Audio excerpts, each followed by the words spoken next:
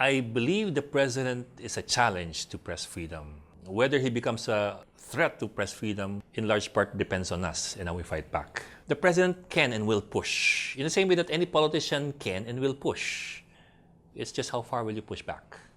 Do I think that the president is a threat to press freedom? He has threatened press freedom in public. And consistent and systematic ang attack ni Duterte sa media. You have an administration that has been very, very vocal about its being uncomfortable with anything critical.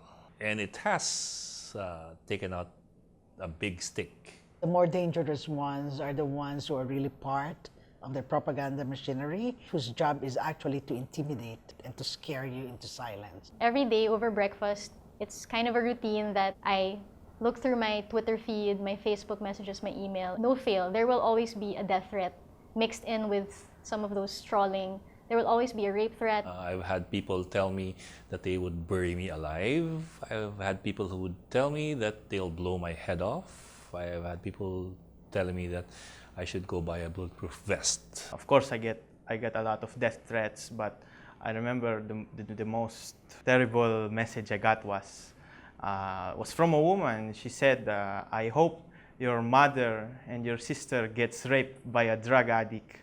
It came from a woman. People don't really read anymore. People really don't try to understand anymore what's happening. You know, it's an echo chamber. They just pass on whatever it is their friends are saying. And I think people have been getting their strength from the fact that government, the administration, seems to be very courageous in whipping up the crowd. While I can speak now, that's now. We don't know what will happen in a few weeks, a few months, a few years. Before I am a journalist, I am also a Filipino. I care about what is happening in my country. That's a large part of my being a journalist. Yung sinasabi nila na wala dapat tayong pinapanigan, I think mali yun. Dapat pumapanik tayo sa tama at sa totoo. Kaya, when people ask, bakit puro yung negative, ba't hindi naman yung positive? Precisely that, because that's why you want us to do our jobs to begin with, to protect you against abuse by the people who have power over your lives. Otherwise, the other word for it is propaganda. He's just simply trying to wear us down. Malas-malas nilang ni Duterte, abay panahon ni Marcos, hindi nga natinag ang media, ngayon pa sa'yo. Am I afraid?